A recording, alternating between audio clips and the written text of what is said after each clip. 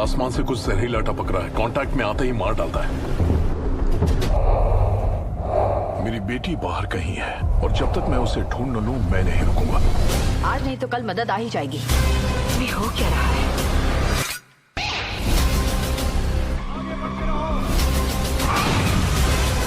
कुछ और है जो हो रहा है।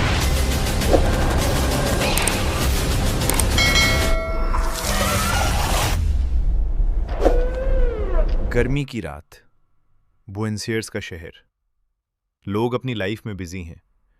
किसी को नहीं पता कि कुछ देर में उनकी दुनिया पलट कर रह जाएगी।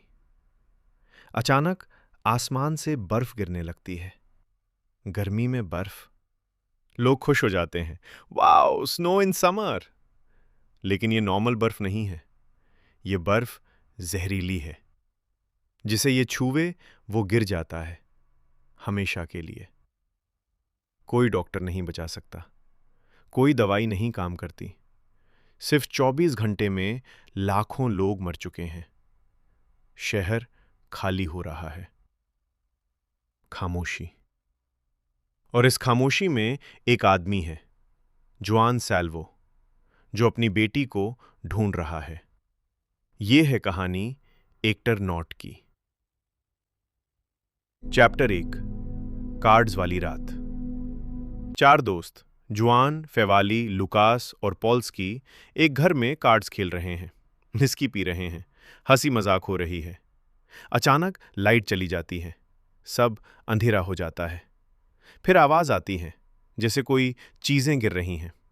फेवाली कहता है, बारिश हो रही है शायद। जुआन खिड़की खोलता है और वो देखता है आसमान से बर्फ गिर रही है। गर्मी में बर्फ। लेकिन ये बर्फ नॉर्मल नहीं है। जब ये किसी को छूवे वो तुरंत गिर जाता है, जैसे किसी ने स्विच ऑफ कर दिया हो। सन्नाटा।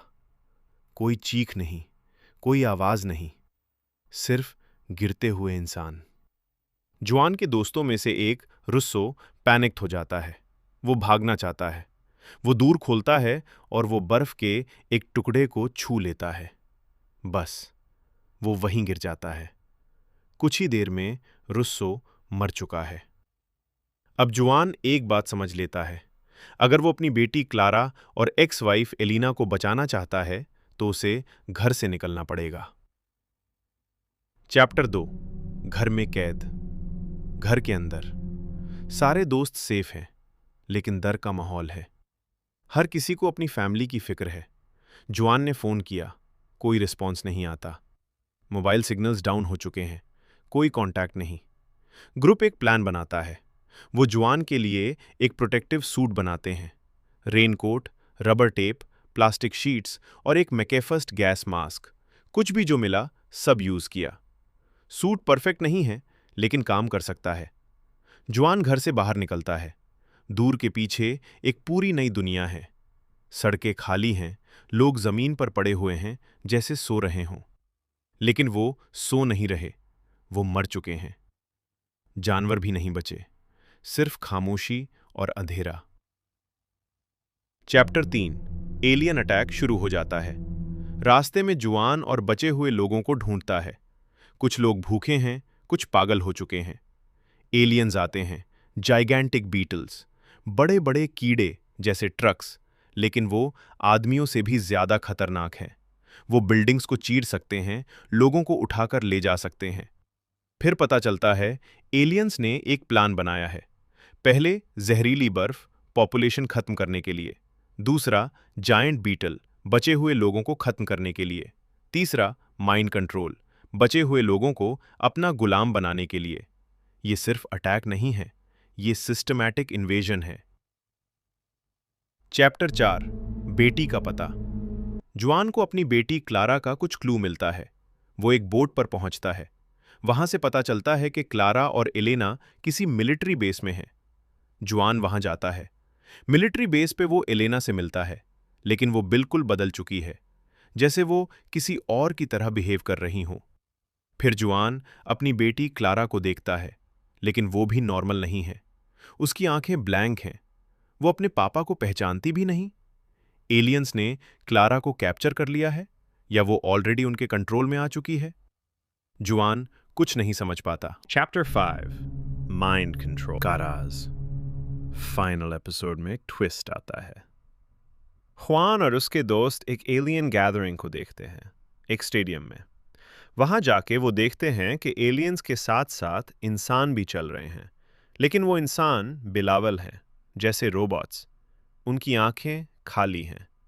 लूकस, जो हुआन का दोस्त था, सडनली पागल हो जाता है। वो अपने ही दोस्त ओमर को चक्कू मार देता है। फिर वो रूफ पर भाग जाता है, कुछ पागलों की तरह बोलता है और जंप मार लेता है। वो मर जाता है। ये एलियंस का असली प्लान है, लोगों को क्लोन करना, उनके माइंड्स को कंट्रोल करना और उन्हें अपने आदमी बना लेना। और सबसे पेनफुल बात, जान की बेटी क्लारा भी उनमें से एक है। वो एलियंस के साथ मिलिट्री ट्रेनिंग ले रही है, गन लिए हुई, लेकिन उसकी आंखों में कोई इमोशन नहीं है। Chapter 6 end off season 1। सब कुछ पलट गया। स्टेडियम में एलियंस और कंट्रोल्ड ह्यूमंस इकट्ठे हैं। ख्वान और उसका एक दोस्त फेवल्ली वहां छुप के बैठे हैं। वो देखते हैं थाउजेंड्स ऑफ ह्यूमंस और बीटल्स एक साथ मूव कर रहे हैं, जैसे एक ही मशीन हो। ख्वान समझ लेता है ये सिर्फ एक अटैक नहीं है, ये एक सिस्टमैटिक इन्वेजन है, और इससे रोकने के लिए वो बहुत लेट हो चुका है। अब वो अकेला है।